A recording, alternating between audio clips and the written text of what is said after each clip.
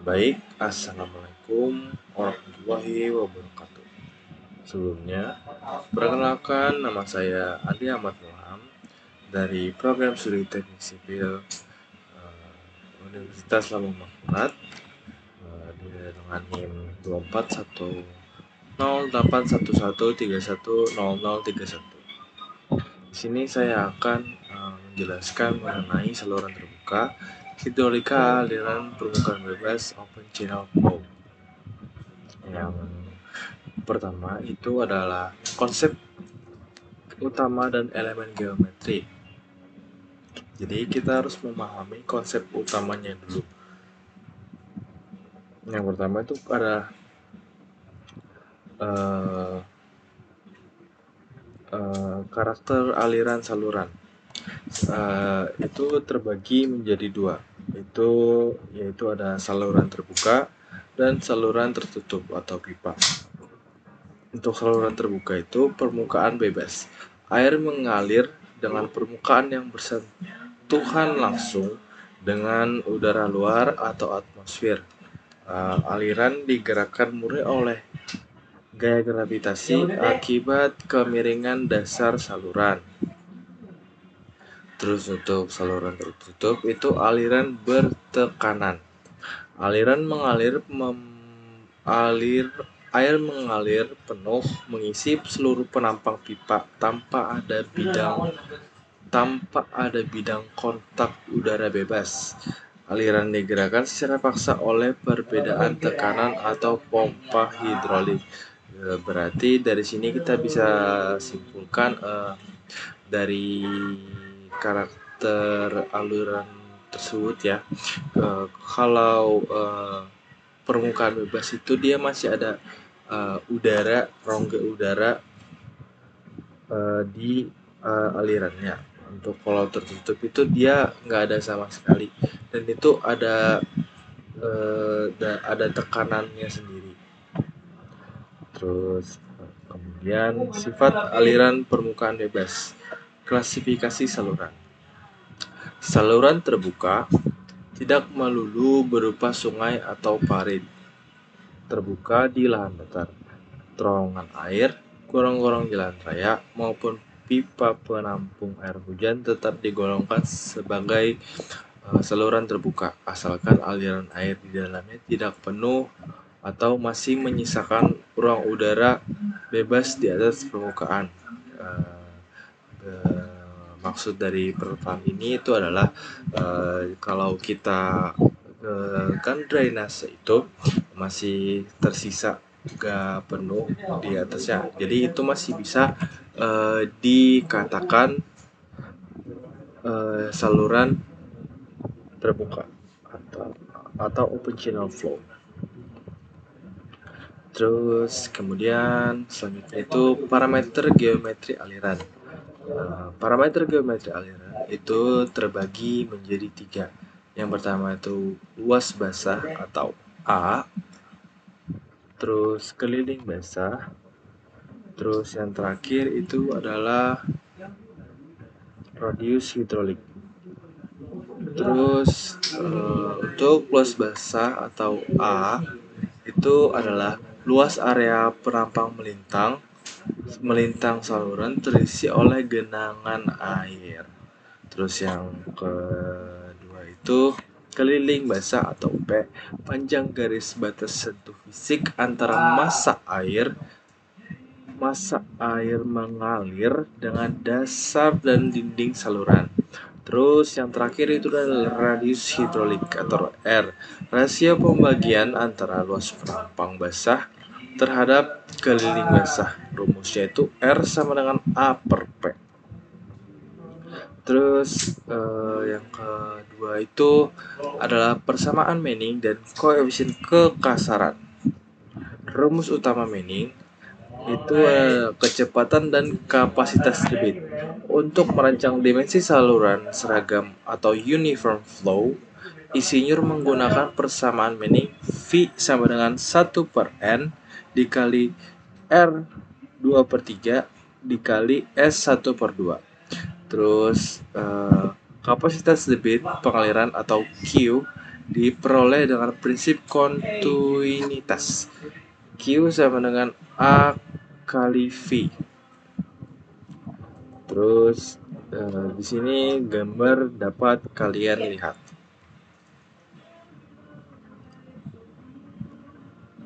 Kemudian koefisien kekasaran Manning atau N. Di sini ada perbandingan material yang digunakan. Terus untuk kaca atau plastik yang sangat licin, nilai kekasarannya itu 0,10. Terus untuk karakter friksi atau aliran airnya itu hambatannya sangat kecil, tetapi alirannya sangat cepat.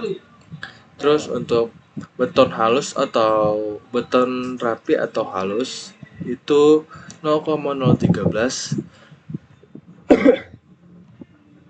sangat umum digunakan pada perancangan perkotaan. Terus yang ketiga itu pasangan batu kali, itu nilai kekasaran minimnya itu 0,025, kekasaran sedang, efektif menahan erosi dasar. Terus yang keempat itu adalah tanah alami bersih atau tanah yang bersih, itu adalah 0,030. Itu kita sering jumpai pada jaringan irigasi sawah sekunder. Terus yang terakhir itu adalah sungai alami, itu yang banyak sedimentasi atau rerumputannya, itu adalah 0,050. Itu hambatannya tinggi, itu dapat mempengaruhi kecepatan air.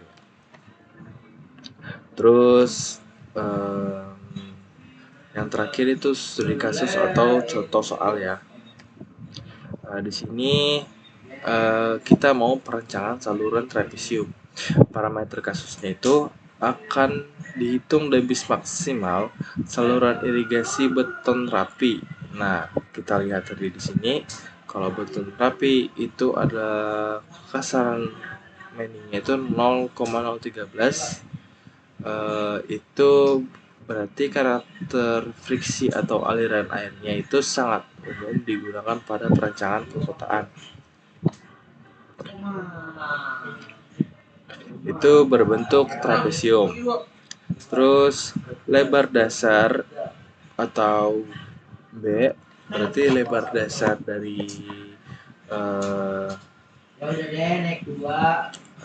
kita sebutnya drainase, itu adalah 2 meter. Terus kedalaman aliran air atau Y-nya itu 1 meter. Terus kemiringan tebing meter itu sama dengan 1:1. Slope atau kemiringan dasar atau S itu adalah 0,001. Terus kita hitung ya teman-teman. Kita masukkan rumus luas basah. Rumus luas basah itu B tambah M dikali Y dalam kurung, terus dikali Y lagi. B-nya itu kita dapat di 2 meter. Terus M-nya itu kita dapat 1. Terus Y-nya itu kita dapat 1.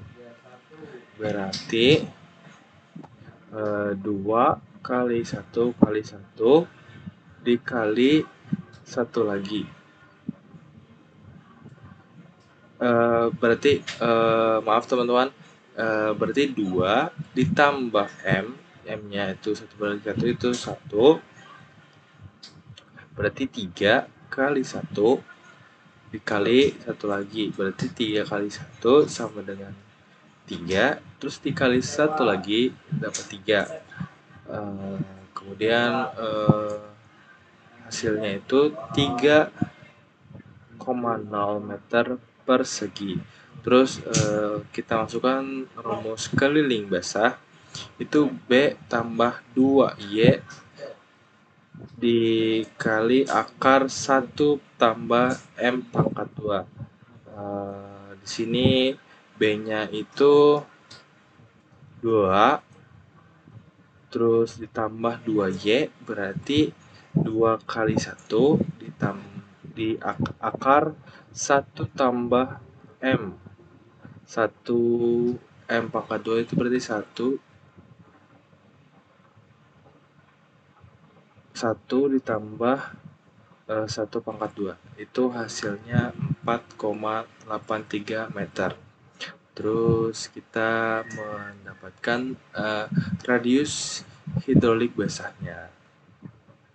Itu adalah, terus kita harus kan kita sudah mendapatkan keliling luas basah dan keliling basah. Nah, selanjutnya itu kita